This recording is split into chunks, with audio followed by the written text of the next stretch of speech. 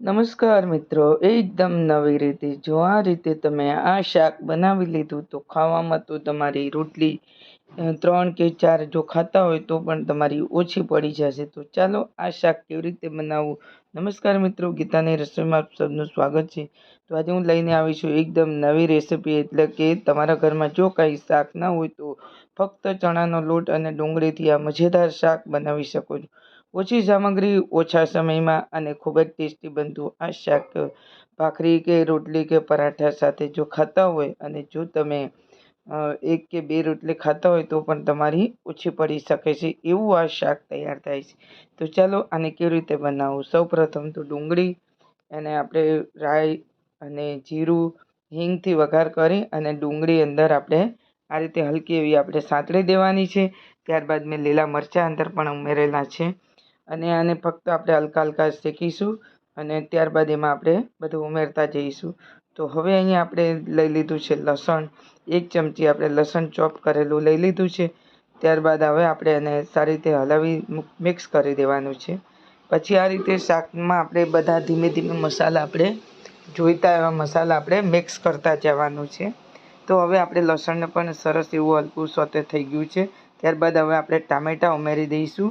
તો અહીંયા મેં 2 નંગ મોટા જે ટામેટાં લીધા છે, એને પણ ઝીણા ઝીણા ચોપ કરી દીધા છે. તો આ બધું હવે આપણે થોડું એવું હલકું આપણે એને પકાવી લેવાનું છે.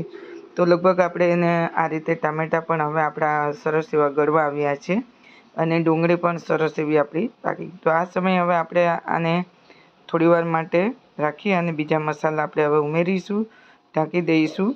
હવે આપણે એને ખોલીને ચેક કરી લઈશું. સરસ એવી ડુંગળી આપણી એ ચોપ બધું થઈ ગયું છે, શાક તૈયાર. તો ત્યારબાદ હવે મેં થોડા અહીંયા મીઠા લીમડાના પાન લઈ લીધા છે. હવે આપણે આને સારી રીતે મિક્સ કરી દઈશું અને પછી હવે આપણે એને બહુ શાકને આપણે એકદમ લોચો નથી કરવાનો. આ રીતે આપણે શાકને તૈયાર કરીશું અને હવે આપણે મીઠું અંદર ઉમેરી દઈશું. મીઠું આપણે છેલ્લે ઉમેરીએ એટલે શું, એકદમ ડુંગળીમાં પાણી એવું ના છૂટે અને સરસ શાક તૈયાર થઈ જાય. તો હવે આપણે મીઠું ઉમેરી અને સારી રીતે મિક્સ કરીને ત્યારબાદ હવે આપણે શાકને થોડી વાર રાખી અને લઈ લઈશું ચણાનો લોટ. તો અહીંયા મેં 1 કપ ચણાનો લોટ લીધો છે અને ત્યારબાદ એનું આપણે બેટર બનાવી લઈશું. લમ્સ ફ્રી બેટર આપણે તૈયાર કરીશું. સરસ રીતે આપણે એનું બેટર એકદમ બહુ જાડું નહીં, બહુ પતલું નહીં, એ રીતે આપણે એનું બેટર તૈયાર કરીશું. તો અત્યારે મેં એકદમ મિક્સ કરી દીધું છે અને હવે આ સમયે આપણે પાણી જો ડાયરેક્ટ તમે ઉમેરી દેશો તો તમારું બેસન એકદમ લમ્સ ફ્રી નહીં બને. તો આ રીતે એકદમ તૈયાર થઈ ગયું છે અને હવે આપણે પાણી લઈ લઈશું. પાણી મિક્સ કરી દઈશું અને આ રીતે આપણે બેટરને તૈયાર કરી લઈશું. તો સરસ એવું બેટર તૈયાર થઈ ગયું છે અને હું તમને ચમચીથી લઈને બતાવું છું. તો આ રીતે હવે આપણે તૈયાર કરી દેવાનું આવી રીતના.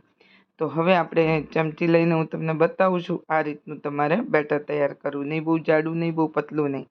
હવે આપણે આને લઈ લઈશું. થોડું પાણી અંદર આપણે ઉમેરી દઈશું. બહુ પાણી એકદમ ઘટ નહીં કરવાનું. તો હવે આપણે શાકને પણ જોઈ લઈશું.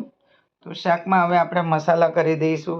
મેં અહીંયા કાશ્મીરી લાલ મરચું લીધું છે, હળદર લીધી છે, ત્યારબાદ લીધું છે ધાણા જીરું પાવડર. તો બધા આપણે મસાલા આપણે રોજના મસાલા ઉમેરી દીધા છે. તમારા મનગમતા તમે અંદર મસાલા તમે ઓછા વધતા કરી શકો છો. ત્યારબાદ હવે આપણે આને સારી રીતે મિક્સ કરી દઈશું.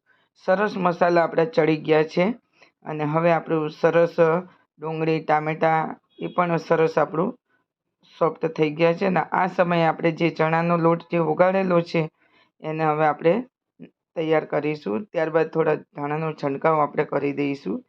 હવે આપણે શાકને અને ગેસ ફ્લેમ આપણે સ્લો કરી દઈશું અને હવે લઈ લઈશું આપણે બેસનનું જે ઘોળ બનાવેલું છે ને એ લઈ લઈશું અને આ રીતે આપણે એનો ધીમે ધીમે કરતાં અંદર ઉમેરી દેવાનું છે.